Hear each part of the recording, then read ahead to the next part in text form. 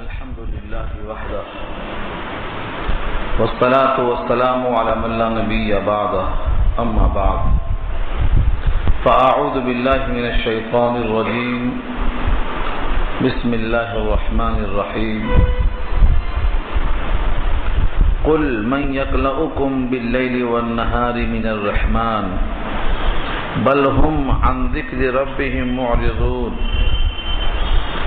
أم لهم آلهة تمنعهم من دوننا لا يستطيعون نصر أنفسهم ولا هم منا يسحبون بل متعنا هؤلاء وآباءهم حتى طال عليهم العمر أفلا يرون أنا نأتي الأرض ننقصها من أطرافها أفهم الغالبون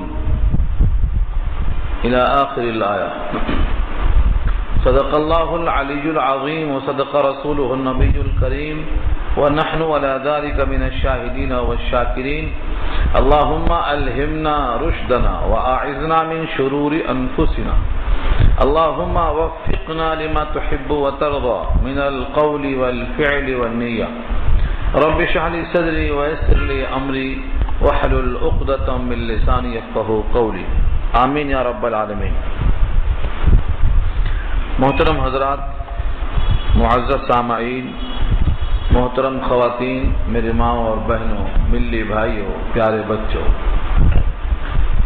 تلاوت کی ہوئی آیتیں سورہ انبیاء 17واں پارہ، چوتھا رکوع شروع ہو رہا ہے، سورت کا بھی اور پارے کا بھی. آیت نمبر 41 تک بات ہو چکی تھی. آیت نمبر 42 سے لے کر 50 تک آج کا عنوان ہے. اوپر کی آیتوں سے تعلق اور ربط یہ ہے، انبیاء کرام میں سے بہتوں سے مذاق کیا گیا، استہزاء کیا گیا، تمسخر کیا گیا،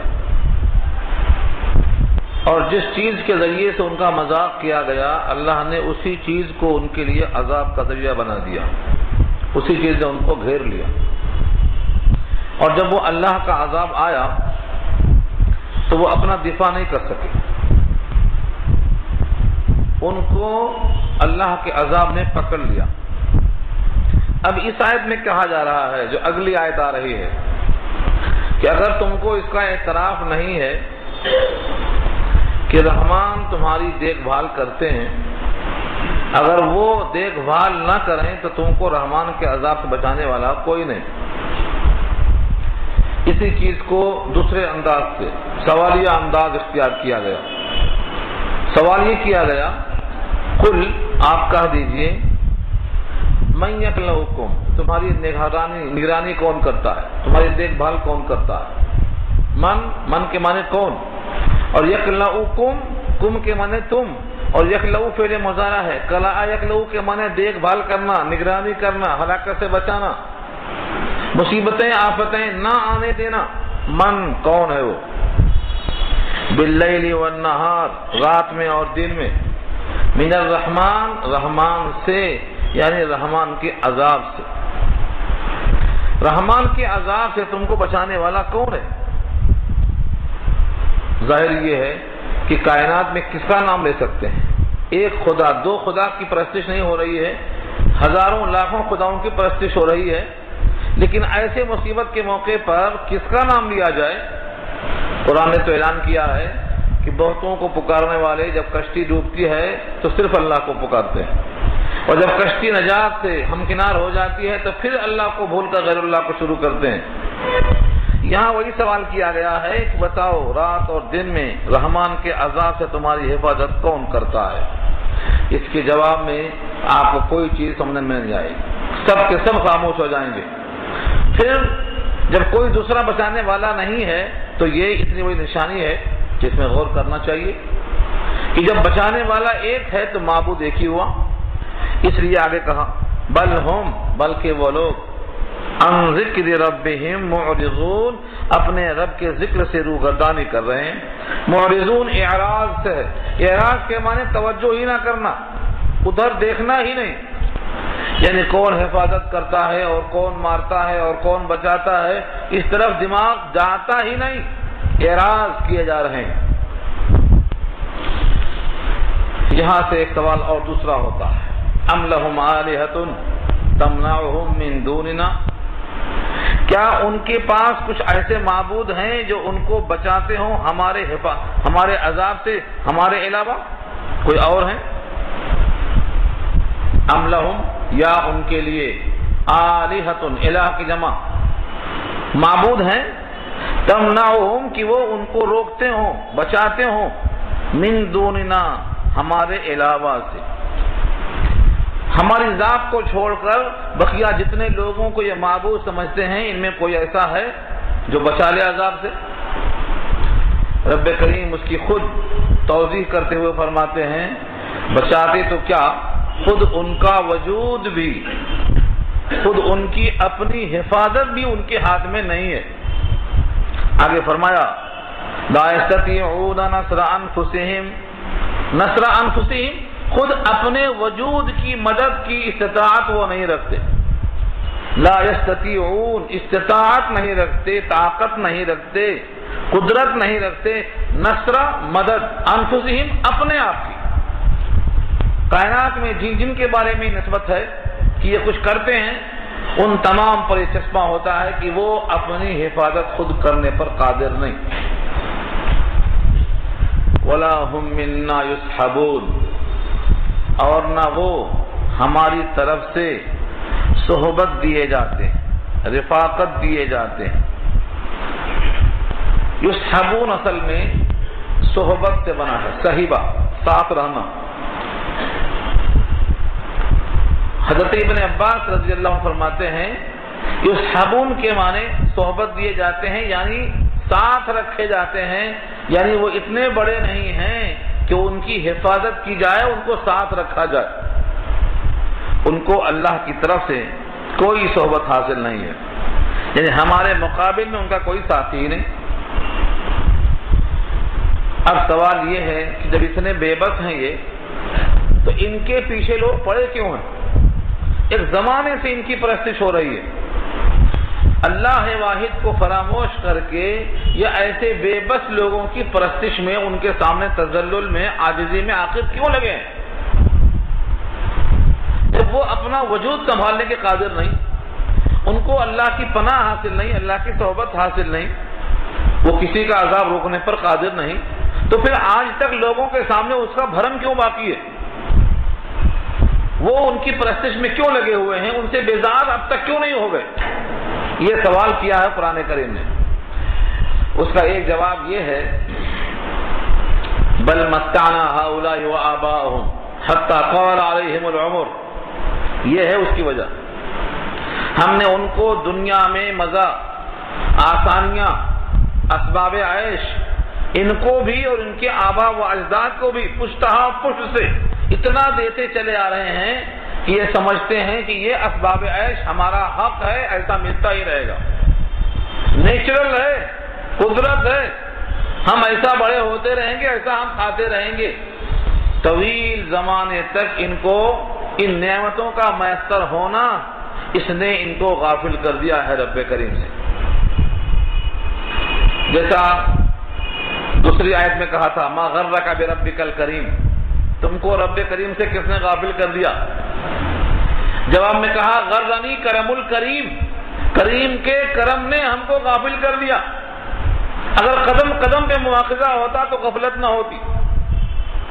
یہاں اللہ فرماتے ہیں بل متعنا، بلکہ ہم نے ان کو متاع، دنیا میں سامان اتنا دیا، اسباب عیش دیا، ہاؤلائی ان کو یعنی مکے والوں کو، وآباءہم اور ان کے آبا و اجداد کو کتنا دیا، حتی یہاں تک کہ طال طویل ہو گیا، زمانہ اتنا طویل ہو گیا، علیہم العمر ان کے اوپر ان کی عمر دراز ہو گئی۔ عمر اردو میں استعمال ہے، عمر کے معنی حیات کے آتے ہیں، لمبی عمر ہو گئی، کئی پشتے کھاتے کھاتے کھاتے ان نعمتوں میں پلتے پلتے یہ سمجھ بیٹھے کہ بس یہ ایسا ہوتا ہی رہے گا اور ہم اس کے مالک ہیں۔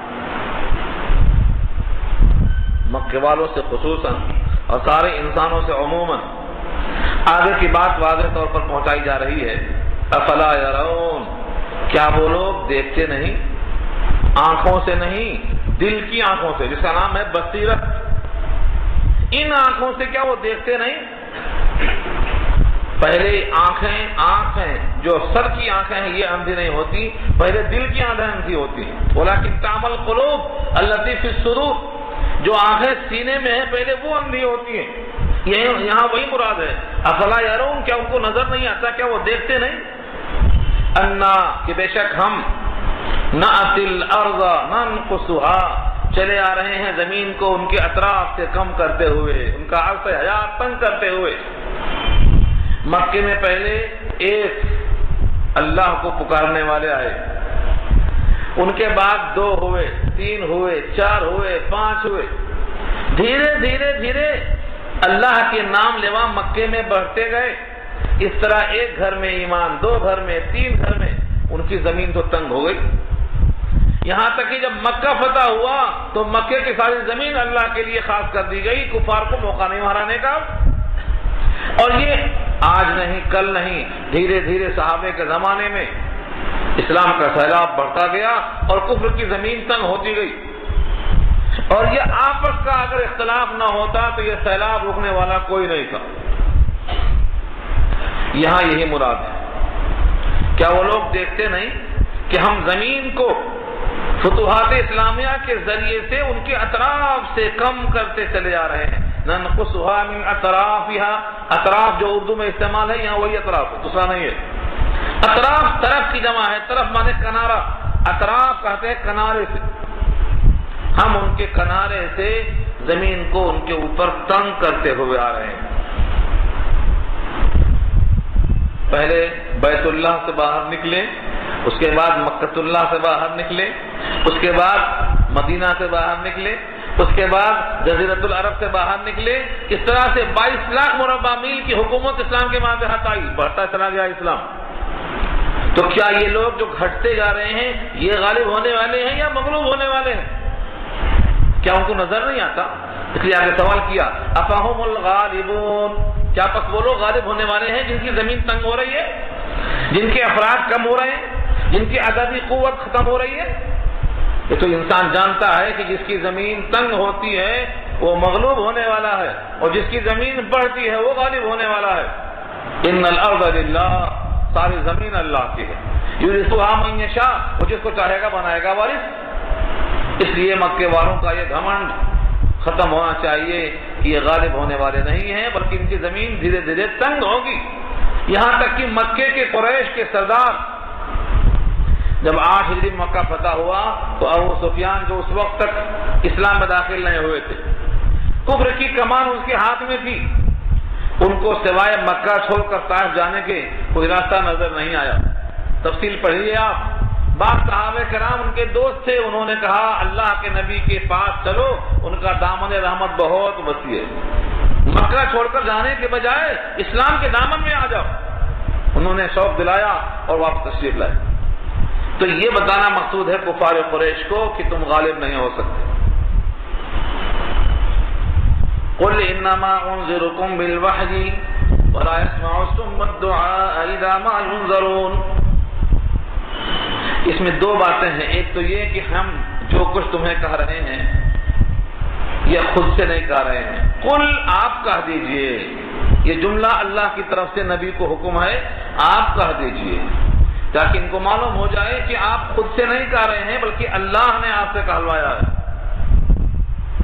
انما انذرکم بالوحی، ہم تم کو ڈراتے ہیں وحی کے ذریعے سے، ہم تم کو ڈراتے ہیں وحی کے ذریعے سے، جو ہم کو اللہ کا پیغام آتا ہے کہ مومنین کے لیے بشارت ہے اور کافروں کے لیے نذارت ہے، ہم اس کے ذریعے تم کو ڈراتے ہیں، ہم خود سے کچھ نہیں کہتے۔ یہ ان کا ایک سوال تھا کہ اگر ہم مجرم ہیں تو ہم پر قیامت کیوں نہیں آتی، عذاب کیوں نہیں آتا؟ تو ہم تم کو صرف وہ پیغام پہنچاتے ہیں جو اللہ کے پاس سے آتا ہے، اس میں عذاب لانا تمہاری مرضی کے مطابق وقت پر پہنچانا یہ ہمارے ذمہ نہیں۔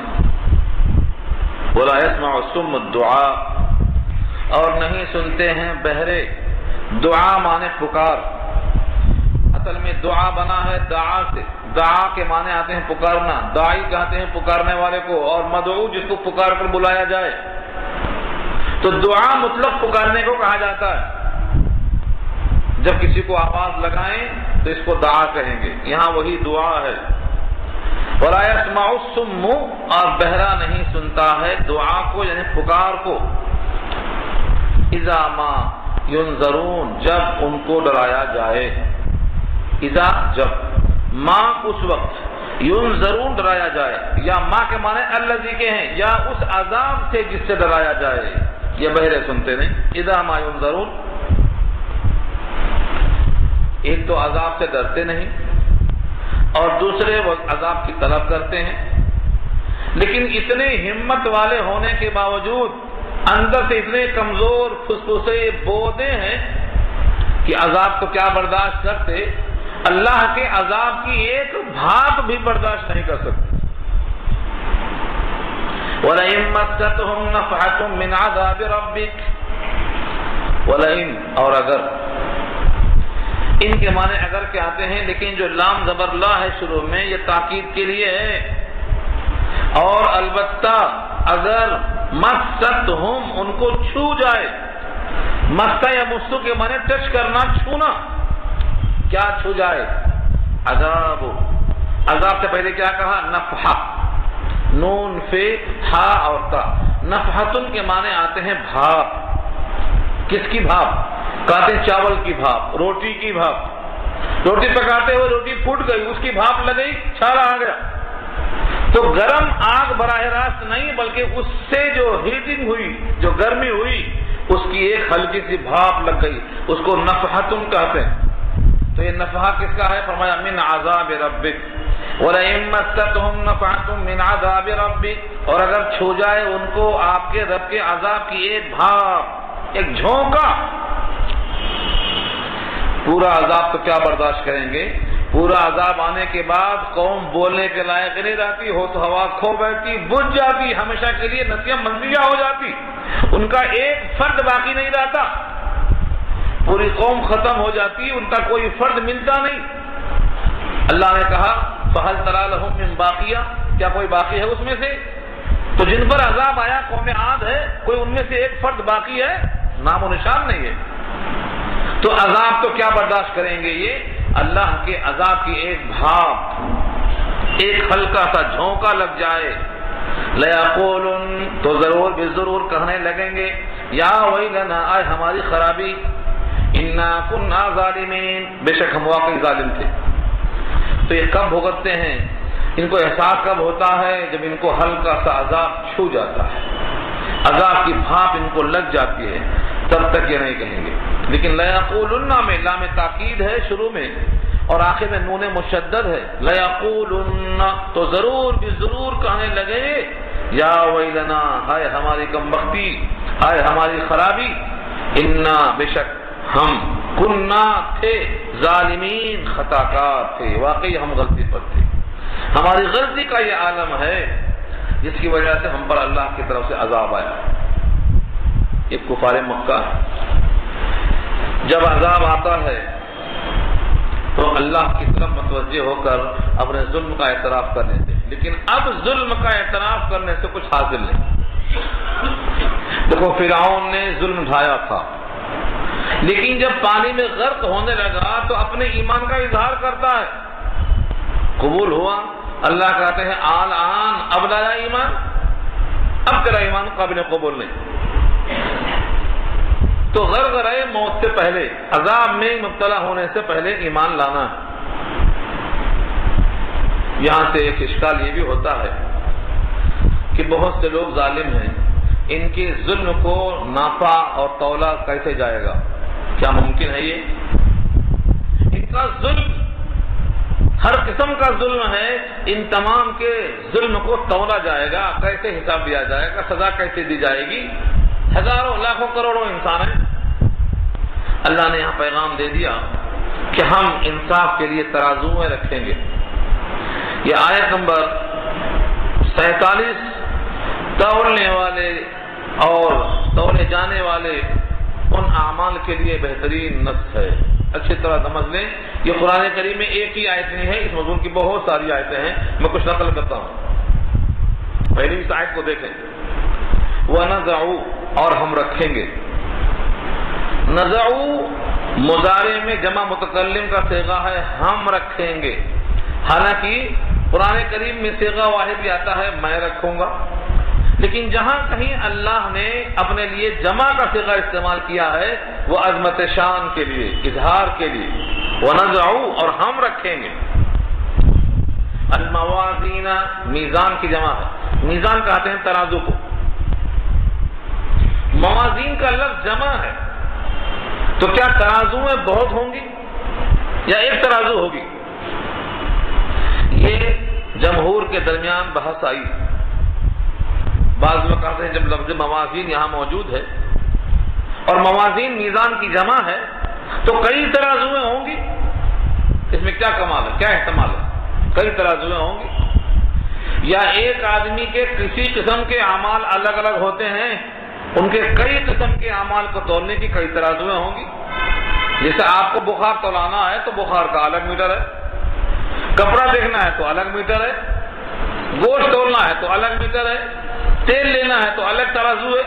تو جس طریقے سے تمہارے تمام چیزوں کے لیے الگ الگ ترازویں ہیں، ایسے ہر انسان کے لیے اس کے اعمال کی طرح کئی ترازویں ہو سکتی ہیں۔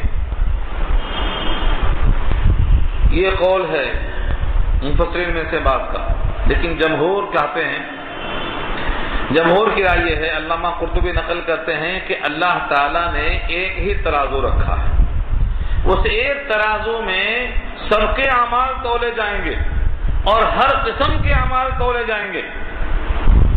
تو جمع کا صیغہ اس واسطے استعمال کیا ہے کہ سارے انسانوں کے اعمال تولے جانے کے لائق وہ ایک ہی ترازو کافی ہے۔ حضرت سلمان کی روایت ہے، وہ فرماتے ہیں کہ اللہ تعالیٰ کی وہ ترازو اتنی بڑی ہے کہ اگر ساتوں زمین اور ساتوں آسمان کو رکھ کر تولا جائے تو تولا جا سکتا ہے۔ یہ اللہ کی ترازو ہے، اس ترازو میں تول کر ایک فرشتہ محشر کے میدان میں اعلان کرے گا، اور وہ فرشتہ جبریل امین ہے، اعلان کرے گا کہ فلاں ابن فلاں کامیاب ہو گیا، اب کبھی ناکام نہیں ہوگا۔ دوسرا، جس کا نام اعمال کمزور پڑ گیا، ہلکا پڑ گیا، اس کے بارے میں کہا جائے گا یہ ناکام ہو گیا، اب کبھی کامیاب نہیں ہوگا۔ یہ ترازو کا وقت وہی ہے۔ وَنَزَعُ الْمَوَازِينَ، اور ہم رکھیں گے ترازویں، القسط، انصاف کے لیے۔ ترازو ہوتی کیوں؟ انصاف کے لیے ہوتی ہے۔ دنیا میں ترازو کو ہم نے رکھا، وَوَضَعَ الْمِيزَانَ آیا، دیکھیے سورہ رحمان میں کیوں آیا وہاں پر، وَأَقِيمُوا الْوَزْنَ بِالْقِسْطِ وَلَا تُخْسِرُوا الْمِيزَانَ، انصاف کو قائم کرو، ترازو گھٹاؤ مت۔ تو انصاف کے لیے، حق تلفی سے بچانے کے لیے کہ حق ہر ایک کو مل جائے، ترازو کو استعمال کیا۔ لیکن آج کتنے مسلمان ہیں جو بظاہر ترازو رکھ کر تول کر حق دینا چاہتے ہیں، لیکن ڈنڈی مار کے حق تلفی کرتے ہیں۔ حق تلفی کرنے والا سمجھتا ہے کہ میں تو کامیاب ہو گیا، 1 کلو دینے کی چیز میں نے 1.25 کلو دے کر کے پورا پیسہ حاصل کر لیا۔ یہ اپنے پیٹ میں جہنم کی آگ بھر رہا، اندازہ اس کو نہیں ہو رہا۔ جتنے لوگ حق تلفیاں کریں گے حساب میں ڈنڈی ماریں گے۔ نبی صلی اللہ علیہ وسلم کا اعلان ہے، وہ مجھ میں سے نہیں ہے جو دھوکہ دے کر کاروبار کرتا ہے، من غش فلیس منا۔ یہ ہر مسلمان کو چاہیے کہ دماغ میں رکھ لے، نبی سے تعلق قائم ہے تو نبی نے اپنے سے جدا کرنے کا اعلان کر دیا ہے۔ گیہوں کے تھیلے میں ہاتھ ڈالا، نیچے نمی کے اوپر خشکی تھی، آپ نے کہا من غش فلیس منا، جو دھوکہ دے گا وہ ہم میں سے نہیں ہے۔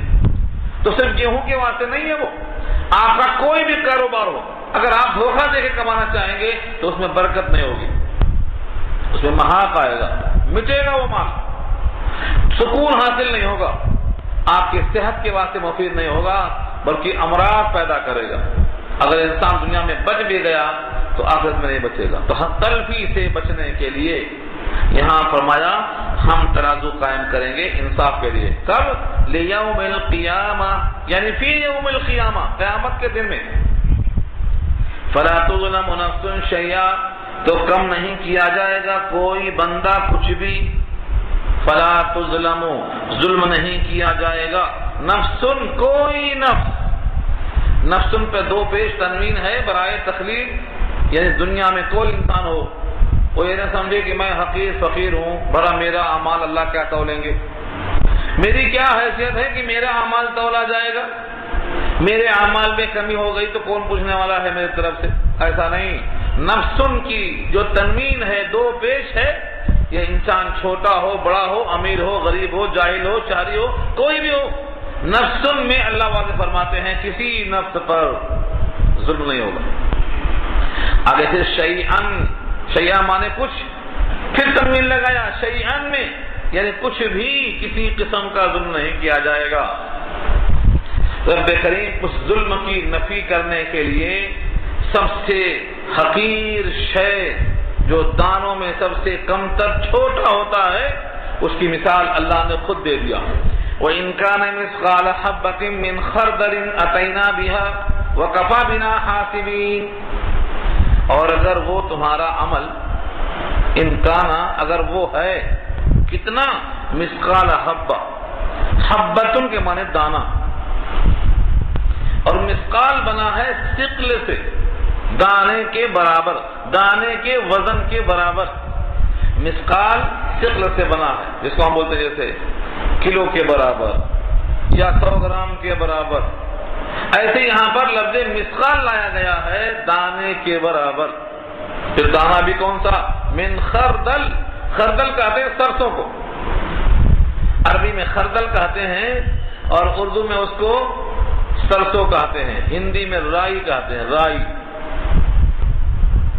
چھوٹا سا دانا، اس سے چھوٹا دانا نہیں ہے اپنے حقیر ہونے میں.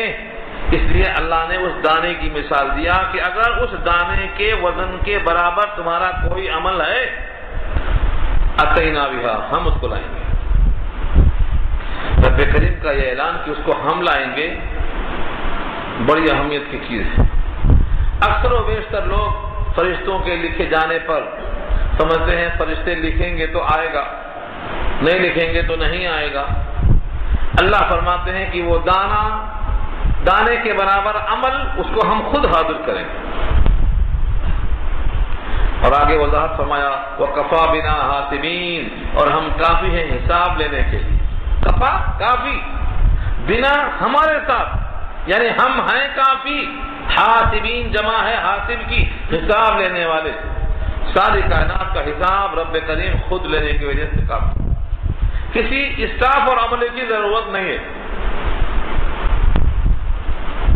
اس آیت کے ساتھ سورہ لقمان پارہ 21 کی آیت بھی ملا لیجیے تو تھوڑا سا اضافہ ملے گا آپ کو مضمون میں. وہ فرمایا کہ اگر تمہارا کوئی عمل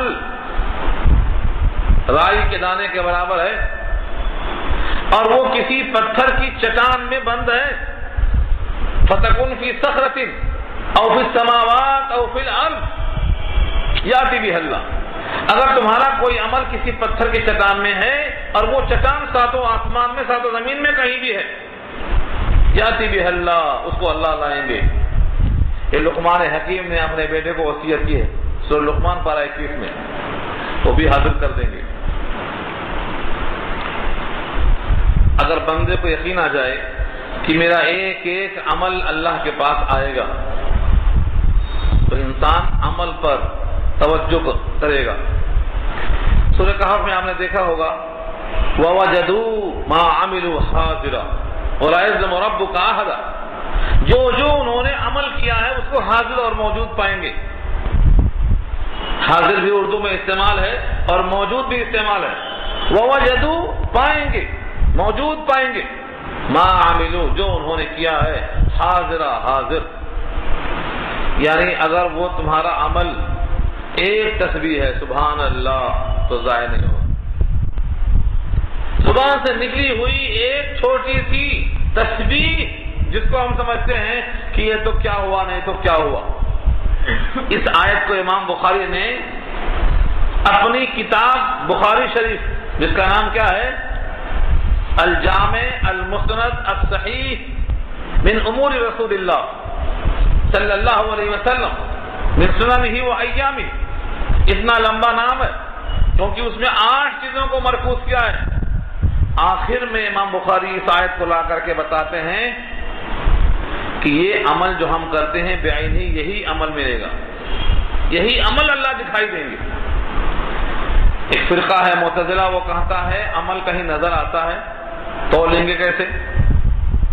عمل کہیں نظر آتا ہے سامنے کیسا آئے گا، کس طرح آئے گا؟ امام بخاری نے اس رد کرنے کے لیے ایسی حدیث پیش کیا کہ 2 جملے ہیں جو منہ سے نکل جائیں تو وہ رحمان کو بہت پسند ہیں، محبوب ہیں، زبان پر ہلکے پھلکے ہیں، لیکن جب میزان میں تولا جائے تو بھاری بھرکم ہے۔ کلمتان حبیبتان، کلمتان 2 کلمے، حبیبتان الی الرحمان، رحمان کو محبوب ہیں، اور فرمایا خفیفتان علی اللسان، زبان پر ہلکے پھلکے ہیں، محسوس نہیں ہوتا، لیکن ہلکا ہر جگہ نہیں ہوں گے، ثقیلتان فی المیزان، ترازو میں تولا جائے گا تو بھاری بھرکم ہوں گے۔ سبحان اللہ و بحمدہ سبحان اللہ العظیم۔ اس حدیث کو لا کر بخاری بتانا چاہتے ہیں کہ جو جملہ زبان سے نکلا ہوا میں تحلیل ہو گیا، یہ بھی تولا جائے گا، زبان پہ ہلکا ہے لیکن میزان میں بھاری ہوگا۔ اس کا مطلب کیا ہوا؟ بیان ہی ہمارے اعمال اللہ تعالیٰ سامنے پیش کر دیں گے، اسی کو تولیں گے۔ یہی دلیل ہے اس آیت کی تائید میں، وَوَجَدُوا مَا عَمِلُوا حَاضِرًا، جو عمل کیا وہی حاضر۔ اور اس پر ایک حدیث بہت طویل آتی ہے، بہت طویل حدیث ہے، لیکن ایمان والوں کے لیے بڑی تسلی ہے، جس کا نام ہے حدیث بطاقہ۔ حدیث بطاقہ کو یہاں میں کیوں لانا چاہتا ہوں کہ یہاں بات وزن اعمال کی چل رہی ہے۔ اگر رائی کے دانے کے برابر ہے تو اللہ حاضر کریں گے، اور اللہ کے کلمات سے زیادہ وزندار اور کیا چیز ہو سکتی ہے؟ ترمذی میں وہ حدیث تفصیل سے آئی ہے، میں خلاصہ اس کا سناتا ہوں آپ کو۔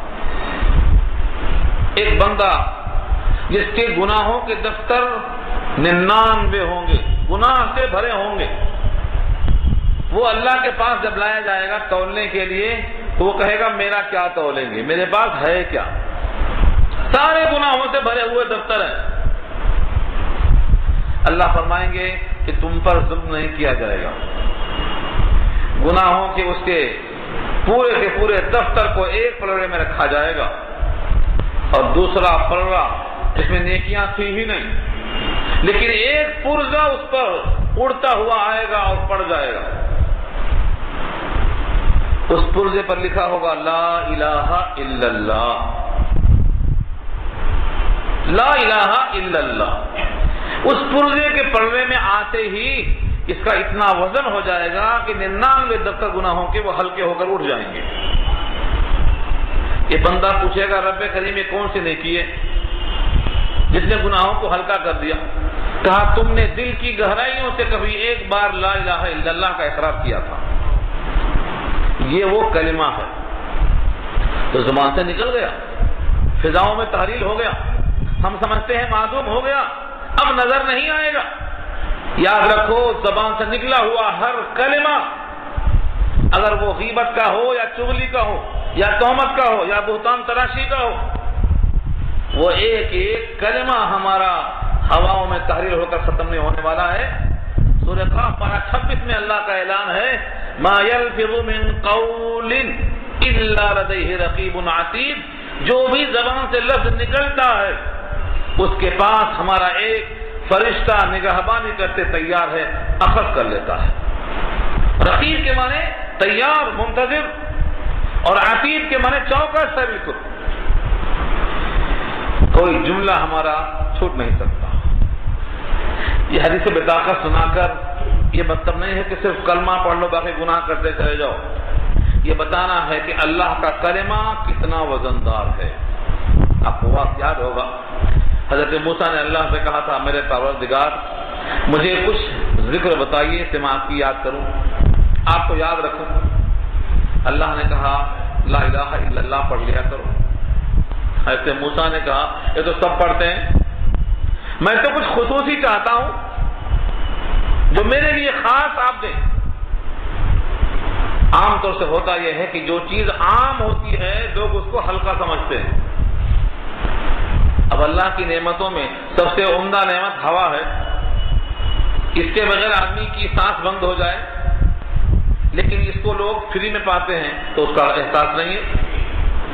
پانی ہے، اس کا احساس نہیں ہے۔ ہمارے دل کی دھڑکن خود بخود چلتی جا رہی ہے، پوری حیات کسی دھڑکن میں موقوف ہے۔ تو حضرت موسیٰ نے کہا اللہ یہ تو کلمہ تبھی پڑھ لیتے ہیں۔ اللہ نے فرمایا کہ دیکھو یہ کلمہ سب پڑھ لیتے ہیں، اس کی وجہ سے یہ کلمہ ہلکا نہیں۔ اگر ساتوں زمین اور ساتوں آسمان ایک پردے میں رکھے جائیں اور لا الہ الا اللہ ایک پردے میں رکھا جائے تو اس کلمے کا وزن زیادہ ہوگا۔ اس لیے نبی صلی اللہ علیہ وسلم کا ارشاد ہے جددوا ایمانکم بقول لا الہ الا اللہ، اپنے ایمان کو تازہ کیا کرو، لا الہ الا اللہ پڑھتے رہا کرو، تجدید ایمان کیا کرو۔ لا الہ الا اللہ کا مطلب اللہ کے سوا کوئی معبود نہیں، کوئی مسجود نہیں، کوئی رازق نہیں، کوئی ہمارا مشکل کشا نہیں، کوئی ہمارا مالک و مختار نہیں، ہماری پیشانیاں اسی کے لیے ہیں، یہ اس کا مالک ہے۔ تو جب بار بار لا الہ الا اللہ پڑھیں گے تو اللہ کے الوہیت کا اقرار و اعتراف دل میں بڑھتا چلا جائے گا۔ تو نامہ اعمال میں یہ مت سمجھو کہ صرف وزندار اعمال آئیں گے، کلمات حبیبتان، جو کلمے جو محبوب ہیں یہ کلمے ہیں جو زبان سے نکل جائیں گے لیکن یہ محفوظ ہوں گے۔ تو سبحان اللہ و بحمدہ، سبحان اللہ العظیم کثرت سے پڑھتے رہنا۔ اگر سمندر کے جھاگ کے برابر گناہ ہوں گے تو ان کلمات خیر کی برکت سے سب مٹا دیے جائیں گے۔ اس لیے اپنے زبان کو زیادہ سے زیادہ اللہ کی یاد میں استعمال کرو۔ وَلَذِكْرُ اللَّهِ أَكْبَرُ، اللہ نے کہا۔ اس آیت کا اشارہ کیا نکلا کہ تمہارے نامہ اعمال میں جو کچھ ہے سب تولا جائے گا، کوئی چیز بچے گی نہیں۔ اسی آیت کے ذیل میں لکھا ہے کہ بی بی عائشہ نے پوچھا ہے اللہ کے نبی محشر کے میدان میں بھلا آپ کو اپنے بال بچوں کی یاد آئے گی، کچھ خیال کریں گے آپ؟ سوال کتنا حقیقت پر مبنی ہے۔ بی بی عائشہ کا یہ سوال کہ کیا آپ اپنے اہل و عیال کو یاد رکھیں گے؟ محبت کے دعوے دار اصولوں کی زبان سن لیں۔ آپ نے یہ نہیں کہا کہ ہاں ضرور ہم کام میں آئیں گے، تم کچھ بھی ہو ہم دیکھ لیں گے۔ کیا فرمایا؟ بی بی عائشہ سے حضور کا ارشاد ہے جو سب سے چہیتی بیوی ہیں، خود نبی کا اقرار ہے کہ ساری عورتوں میں نہیں سارے دنیا کے انسانوں میں سب سے زیادہ محبت میرے دل میں عائشہ کی ہے، اور مردوں میں ان کے والد کی ہے ابو بکر صدیق رضی اللہ عنہ کی۔ ابو وہ بی بی عائشہ کا سوال ہے، کوئی ایرے غیرے کا سوال نہیں ہے۔ اب یہ نہیں کہا کہ ٹھیک ہے میں دیکھ لوں گا، تمہارے کام میں نہیں آؤں گا تو کس کے کام میں آؤں گا؟ آپ نے فرمایا کہ 3 موقع ایسے ہیں جب تک وہ 3 مرحلے گزر نہ جائیں کوئی کسی کے کام میں نہیں آئے گا۔ 3 مرحلے ایسے ہیں۔ پہلا مرحلہ یہ ہے کہ جب نامہ اعمال تولا جائے گا، تول جب تک داہنے اعمال کی یعنی نیکیوں والے پلڑے کی تول بھاری نہ ہو جائے تب تک کوئی تمہارا رفیق نہیں ملے گا۔ اور اللہ تعالیٰ قیامت میں ہر ایک کے نام اعمال ایسا اڑائیں گے، یلقاہ منشورا، سورہ بنی اسرائیل پارہ 15، اللہ تعالیٰ اڑائیں گے، ہر ایک کا نام اعمال اس کے ہاتھ میں آئے گا، کسی کا دائیں ہاتھ میں کسی کا بائیں ہاتھ میں۔ سورہ انشقاق میں ہے کہ صرف بائیں ہاتھ میں نہیں ہوگا بلکہ بائیں ہاتھ میں پیٹھ کے پیچھے سے ہوگا، من وراء ظہری کے الفاظ ہیں، پیچھے ہوگا ہاتھ، اور ہاتھ پیچھے جاتا کیسے؟ سینے میں داخل کر کے پیچھے نکالیں گے اللہ۔ تو جب تک نام اعمال دائیں ہاتھ میں یا بائیں ہاتھ میں نہ آ جائے۔ اور تیسرا مرحلہ جب تک ہر بندہ پل صراط سے پار نہ ہو جائے۔ یہ 3 مرحلے جب تک طے نہ ہو جائیں کوئی کسی کے کام میں نہیں آئے گا۔ اس روایت کا حاصل کیا نکلتا ہے کہ 3 مرحلے کٹھن ہیں انسان کے لیے، اسی لیے قرآن کریم میں بھی اللہ نے سکھلایا، اور نبی صلی اللہ علیہ وسلم کا بھی معمول تھا، اللہم حاسبنی حسابا یسیرا کا ورد کرتے تھے، اے اللہ میرا حساب آسان لیجیے۔ اور جب وضو میں آپ دائنا ہاتھ دھوتے ہیں تو کہلوایا اللہم آتنی کتابی بیمینی وحاسبنی حسابا یسیرا، اے اللہ میرا نام اعمال میرے داہنے ہاتھ میں دینا۔ یہ ہر وضو سے پہلے احساس دلاتا ہے۔ تو جب وضو کرنے والا اس دعا کے ساتھ وضو کرے گا تو اس کی نماز میں خیال ہوگا کہ میرا نام اعمال اتنا اچھا بن جائے کہ داہنے ہاتھ میں آنے کے لائق بن جائے۔ آج ہڑا ہڑی میں وضو ہوتا، ہڑا ہڑی میں نماز ہوتی، ہم نماز ایک رسم پوری کر لے رہے ہیں۔ جب تک نمازوں میں اس کا احساس نہ ہو کہ ہم اپنے مالک کے پاس حاضر دینے کو جا رہے ہیں، تو نام اعمال دائیں ہاتھ میں آئے گا یا بائیں ہاتھ میں آئے گا۔ پلسرا سے گزرنے کے لیے بھی جب تک بندہ گزر نہ جائے کوئی کسی کا کام میں نہیں آئے گا۔ تو اس آیت کا اشارہ اس بات کی طرف ہے کہ بندے جو بھی عمل کرتے ہیں علل تک حساب نہیں ہوگا، بلکہ ایک ایک جز کا حساب ہوگا، اور اللہ تعالیٰ ساری کائنات کا حساب دینے پر خود کافی ہے۔ یہ اور بات ہے کہ میدان محشر میں جب تک 5 سوال نہ ہو جائیں کہ کسی کے قدم نہیں ہٹیں گے۔ یہ بات تو پیچھے آپ سن چکے ہیں۔ زندگی کہاں لگایا، شباب، زندگی کی جولانیاں، وہ صلاحیتیں جو انسان کو دی جاتی ہیں ہر ایک کی الگ الگ، ان کو تم نے کہاں لگایا، کتنا کمایا اور کتنا خرچ کیا، یعنی کہاں سے کمایا اور کہاں خرچ کیا، اور جتنا علم تھا اس پر کتنا عمل کیا۔ بہت سے لوگ خوف میں کہ علم آئے گا تو عمل کرنا پڑے گا، علم ہی نہیں حاصل کرنا چاہتے، لیکن علم سے دوری یہ اس کا حل نہیں ہے۔ قانون سے ناواقف ہونا قانون توڑنے کا جواز فراہم نہیں کرتا۔ آپ اللہ کی معرفت جتنا حاصل کریں گے اتنا زیادہ اللہ میں تقوی، اللہ کا تقوی اور خوف پیدا ہوگا۔ سب سے زیادہ اللہ کا ڈر کس میں تھا؟ سب سے زیادہ ڈر آقا فرماتے ہیں صحابہ کی محفل میں، انا اتقاکم باللہ، میں تم میں سب سے زیادہ اللہ سے ڈرتا ہوں۔ کیوں؟ اس لیے کہ میرے دل میں اللہ کی معرفت، اللہ کی پہچان سب سے زیادہ ہے۔ تو جو اللہ سے زیادہ پہچان رکھتا ہے وہ اللہ سے زیادہ خوف رکھتا ہے۔ تفصیلی واقعہ بخاری میں آیا ہے 3 صحابی کا۔ ایک صحابی کہتے ہیں کہ اللہ کے نبی تو معصوم ہیں، ان کا ہم مقابلہ کیسے کر سکتے؟ وہ رات میں سوئیں یا رات میں جاگیں، لیکن ہم تو رات بھر جاگیں گے، کبھی سوئیں گے نہیں۔ ایک صحابی کہتے ہیں کہ ہم دن بھر روزہ رکھیں گے، کبھی کھانا نہیں کھائیں گے۔ ایک صحابی کہتے ہیں کہ ہم بیوی کے پاس کبھی نہیں جائیں گے، کیونکہ اس سے ہمیں اللہ کا قرب ملے گا۔ آقا نے فرمایا اللہ کی قسم تم سب سے زیادہ میں اللہ سے ڈرتا ہوں، تم کبھی بھی اللہ کی معرفت کو مجھ سے زیادہ حاصل نہیں کر سکتے، لیکن اس کے باوجود میں روزہ بھی رکھتا ہوں، کھانا بھی کھاتا ہوں، سوتا بھی ہوں، نمازیں بھی پڑھتا ہوں۔ تم اللہ تعالیٰ کا قرب اسی طرح حاصل کر سکتے ہو جیسا مجھے کرتا ہوا دیکھتے ہو۔ اگر تم کسی بھی عمل میں مجھ سے آگے یا پیچھے ہونا چاہتے ہو تو اللہ کے ہاں پسند نہیں آئے گا۔ جیسے آپ درزی کو دیتے ہیں ایک کرتا نکال کے کہ بھائی یہ میرا ناپ ہے، اگر وہ درزی اس سے چھوٹا کرتا ہے یا اس سے بڑا کرتا ہے، اس سے ٹائٹ کرتا ہے یا اسے جھولا کر دیتا ہے، تو آپ کہیں گے میں یہاں تو رکھ لیں، یہ میرے کام کا نہیں ہے۔ اس سے کم بھی نہیں، اس سے زیادہ بھی نہیں۔ اگر 2 رکعت فرض ہے فجر کی تو 3 بھی نہیں چلتا، 1 بھی نہیں۔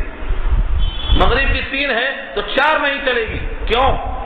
نبی کے عمل سے رتی برابر، نہ پیچھے نہ آگے، اللہ کو منظور تھا۔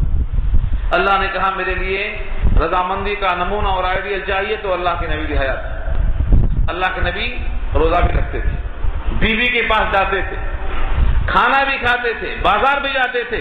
آپ کو دنیا کو برتنا ہے، نبی کے نقش قدم پر چلنا ہے، نہ غلو چلنے والا ہے نہ کمی چلنے والی ہے، افراط اور تفریط سے پاک ہونا ہے۔ یہ کب ہوگا؟ جب ہمیں اپنے نامہ اعمال کے تولنے کی فکر ہوگی، دائیں ہاتھ میں ملنے کی فکر ہوگی، پلسرات سے گزرنے کی فکر ہوگی۔ ہر انسان دنیا میں کوشش کرتا ہے۔ یہ ایک آیت نہیں ہے، اس مضمون کی بہت ساری آیتیں ہیں۔ آپ نے سورۃ زلزال پڑھا ہوگا، سورۃ زلزال تو آپ کو یاد ہے، فَمَن يَعْمَلْ مِثْقَالَ ذَرَّةٍ خَيْرًا يَرَهُ، جو ذرہ برابر خیر کرے گا وہ دیکھے گا، اور ذرہ برابر شر کرے گا اس کو بھی دیکھے گا۔ یہ تو ایسی جامع آیت ہے، ہر مسئلے کا حل ہے۔ ایک صحابی آ کے مسئلہ پوچھتے ہیں گدھے کا گوشت کھانا کیسا ہے، آپ فرماتے ہیں کہ ہمیں یہ آیت آئی ہے جو بہت جامع ہے، بہت منفرد ہے، ذرہ برابر خیر ہو دیکھے گا، شر ہو تو دیکھے گا۔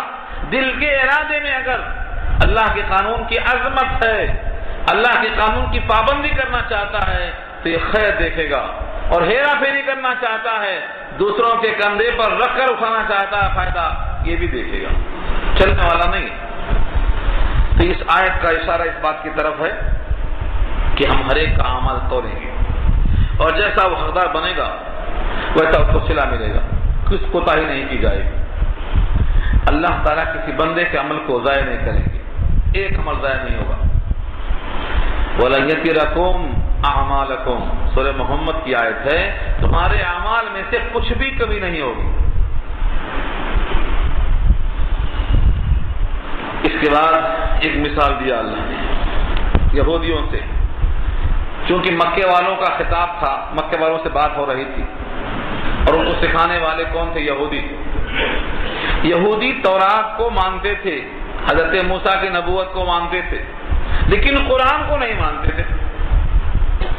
اللہ نے فرمایا کہ جیسے حضرت موسیٰ و ہارون کو ہم نے فرقان دیا، قرآن کی طرح ان کو ایک کتاب دیا، اس کتاب کے اندر رہنمائی ہدایت ہے، دل کی روشنی ہے، ٹھیک ایسے ہی ہم نے قرآن کی شکل میں سید الانبیاء کو دیا۔ تمہارے پاس وہ قابل قبول ہے اور یہ قابل انکار کیوں ہے؟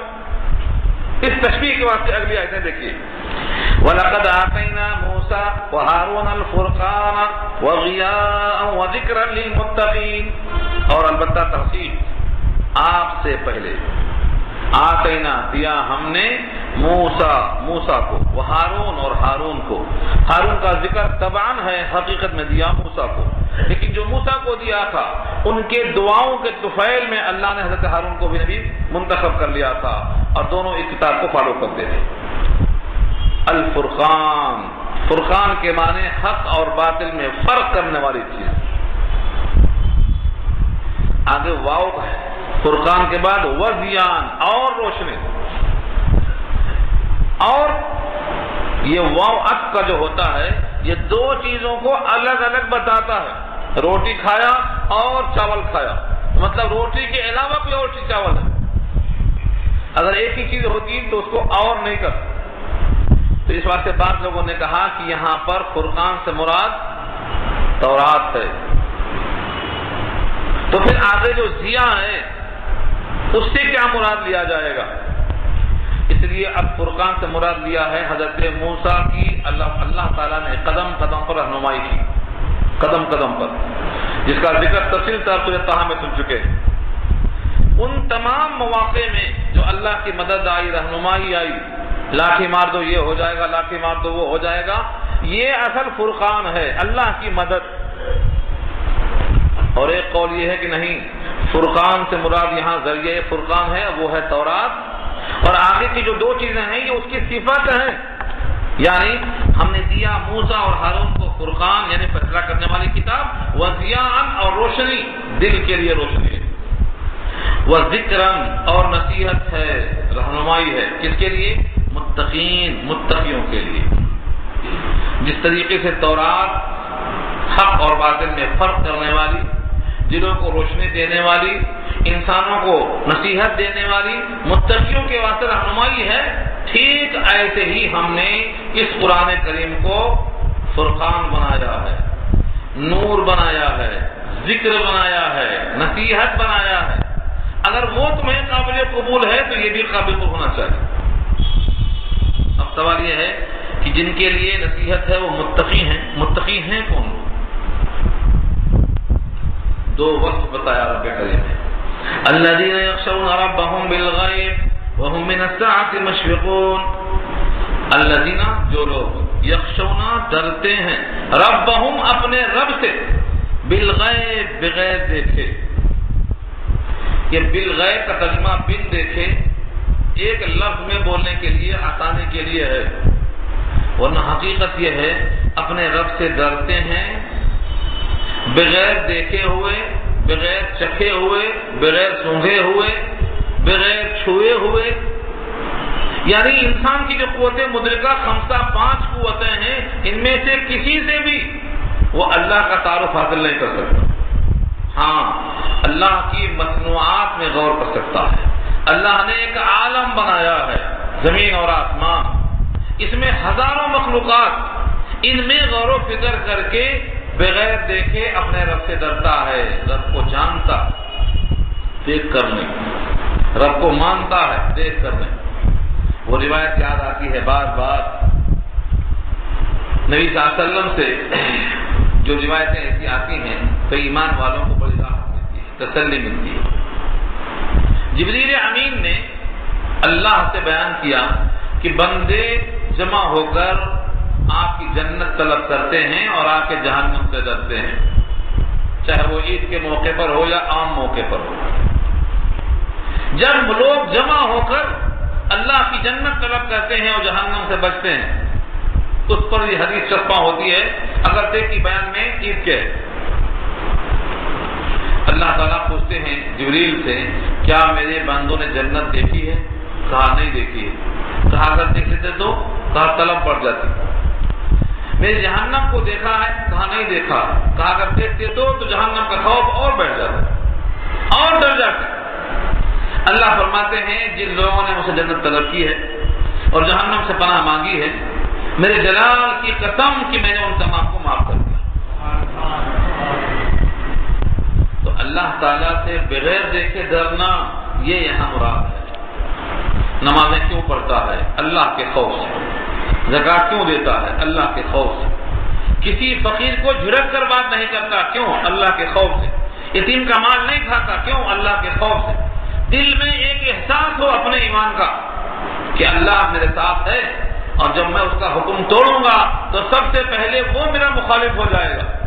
اس لیے کائنات میں میرا کوئی معاون مددگار نہیں ملنے والا ہے. تو جو لوگ ڈرتے ہیں اپنے رب سے بالغیب بغیر دیکھے، وَهُمْ مِنَ السَّاعَةِ مُشْفِقُونَ، اور وہ لوگ قیامت سے ڈرتے ہیں. وَهُمْ، اور وہ لوگ مِنَ السَّاعَةِ قیامت سے، مشفقون، ڈرتے ہیں. مشفق کے معنی یہاں شفقت نہیں ہے بلکہ اشفق و اشفاق کے معنی آتے ہیں ڈر جانا. وہ اشفقنا منہا سورہ احزاب میں آیا دیکھیے، جب اللہ نے کہا آسمان تم لے لو قرآن، زمین تم لے لو، سب پر ہم نے پیش کیا تو سب نے کیا کہا؟ اتنا بھاری بھرکم کلام ہم نہیں اٹھا سکتے. وہ اشفقنا منہا، ڈر گئے سب اس سے. وہ اشفقنا سے یہاں پر مشفقون ہے کہ یہ سب قیامت سے ڈرتے ہیں، حساب سے ڈرتے ہیں، اللہ کے پاس حاضر سے ڈرتے ہیں. مومن کر کے ڈرتا ہے اور فاسق نہ کر کے بھی نہیں ڈرتا. سورہ واللیل دیکھ لو اس کے لیے. فَأَمَّا مَنْ أَعْطَىٰ وَاتَّقَىٰ وَصَدَّقَ بِالْحُسْنَىٰ، اور پہلے کیا تھا؟ وَأَمَّا مَنْ بَخِلَ وَاسْتَغْنَىٰ وَكَذَّبَ بِالْحُسْنَىٰ. دونوں کی ترازو دیکھ لو. مومن کر کے بھی ڈرتا ہے اور فاسق نہ کر کے نہیں ڈرتا. یہاں اللہ فرماتے ہیں کہ وہ اللہ کو، اللہ کی قیامت سے بہت ڈرتے رہتے ہیں. یہ نصیحت سنا کر اللہ مخاطب فرماتے ہیں یہ قرآن، وَهَذَا، ہذا کا اشارہ قرآن کی طرف جاتا ہے. وَهَذَا ذِكْرٌ مُبَارَكٌ أَنزَلْنَاهُ، اور یہ ذکر ہے، یعنی یہ قرآن نصیحت ہے. ذکر کے معنی تذکرہ ہے، نصیحت ہے، یاد دہانی ہے. مبارکن، بابرکت ہے. قرآن کو بابرکت ہم نے اس حد تک سمجھا ہے کہ مردے کی جان نکل جائے، مردے پر پڑھ دیا جائے تو بخشش ہو جائے، قبر کے پاس پڑھ دیا جائے تو عذاب قبر ٹل جائے. ہم نے اس کی برکت کو محدود کر دیا ہے. سچ یہی ہے کہ یہ پوری کتاب مبارک ہے. مبارک کا کیا مطلب ہے؟ مبارک یہ بنا ہے برکت سے. کم چیز سے زیادہ نفع ہونا یہ برکت ہے. نبی صلی اللہ علیہ وسلم نے قرآن کریم کی برکت سے کتنا فائدہ اٹھایا. آپ کو معلوم ہے قرآن کریم کی برکت کا کوئی ایک پہلو نہیں ہے، اتنے پہلو ہیں کہ ہر پہلو چاہتا ہے کہ تفصیل سے بیان کیا جائے۔ سورہ حامیم سجدہ میں نے ایک واقعہ سنایا تھا آپ کو، ایک کافر کا۔ کافر اتنا متنفر ہو کر آیا تھا لوگوں کے کان بھرنے سے کہ نبی سے وہ بات کرنے کو تیار نہیں، دیکھنے کو تیار نہیں، لیکن اتفاق سے حرم میں داخل ہوتے ہی نگاہ پڑ گئی چہرے انور پہ، اس نے کہا ہو نہ ہو یہی ہے۔ طواف کرتے کرتے دل میں سوچا چلو مل لیں، کیا ہم اتنے نامرد تھوڑی ہیں کہ ہم بات نہ کر سکیں؟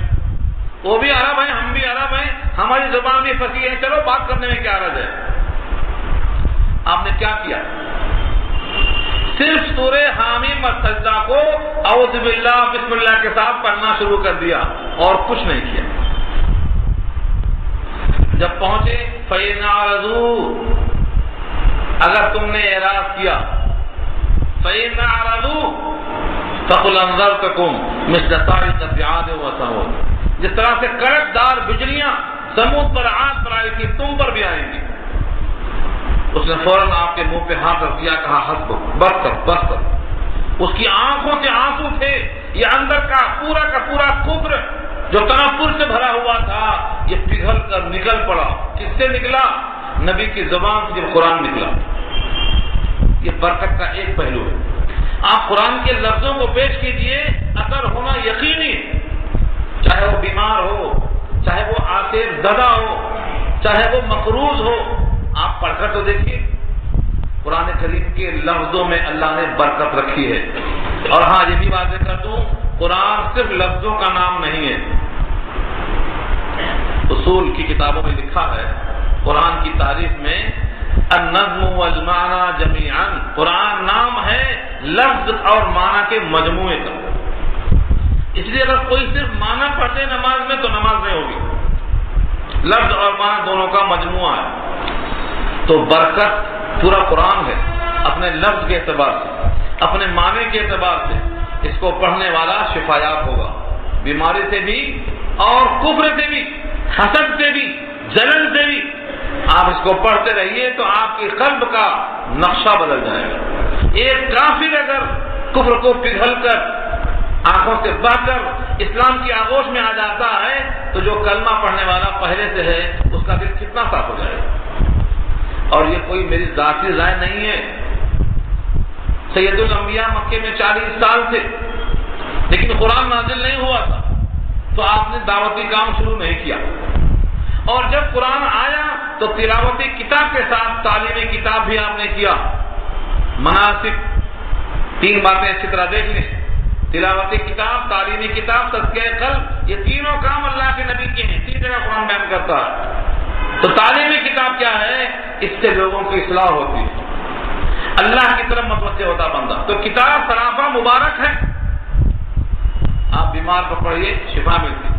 وَنُنَزِّلُ مِنَ الْقُرْآنِ مَا هُوَ شِفَاءٌ، شفا کی آیتیں ہیں اس کے اندر، 6 مقام پر شفا کا لفظ ہے، ان کو آیت شفا کہا جاتا ہے۔ قرآن کریم کا صحیح فائدہ ہم لوگ حاصل نہیں کر رہے ہیں، ہم لوگ اٹھا کے رکھ دیتے ہیں، برکتاً رکھا ہوا ہے، کوئی موقع آئے گا تو نکالیں گے۔ واللہ اس سے زیادہ بہترین کوئی عمل نہیں۔ سب سے بڑا ذکر اللہ کی یاد ہے، اور اللہ کے حبیب فرماتے ہیں قرآن کی تلاوت سب سے افضل ذکر ہے۔ آپ جتنا چاہیں پڑھیں، نقصان نہیں ہوگا، آپ کو فائدہ ہوگا۔ تو اس کتاب کو اللہ نے کہا یہ مبارک ہے، برکت ہے، جس کے سینے میں آ گئی وہ سینہ سب سے عمدہ بن گیا۔ خیرکم من تعلم القرآن وعلمہ، تم میں سب سے بہتر وہ ہے جو قرآن سیکھتا اور سکھاتا ہے۔ کیوں بہتر کیوں ہو گیا؟ کیونکہ یہ مبارک ہونے کا اثر ہے، سب سے بہتر ہو گیا۔ شب قدر میں آ گئی تو شب قدر ایک کتنی قدر ہو گئی، اس کی کتنی قدر ہو گئی؟ 1000 مہینوں سے۔ کیوں قدردار ہو گئی وہ؟ قرآن کی برکت کی وجہ سے، یہ مبارک ہونا ہے۔ اس لیے آپ قرآن کریم کو مبارک سمجھ کر اس کا جتنا ہو سکے استفادہ کرو۔ صحابہ 7 دن میں قرآن ختم کرتے تھے، ہم پورے سال ختم نہیں کر پاتے۔ اپنے اوقات میں اس کا بھی ایک نصاب بناؤ کہ ہم روزانہ 1 رکوع 2 رکوع پڑھیں گے،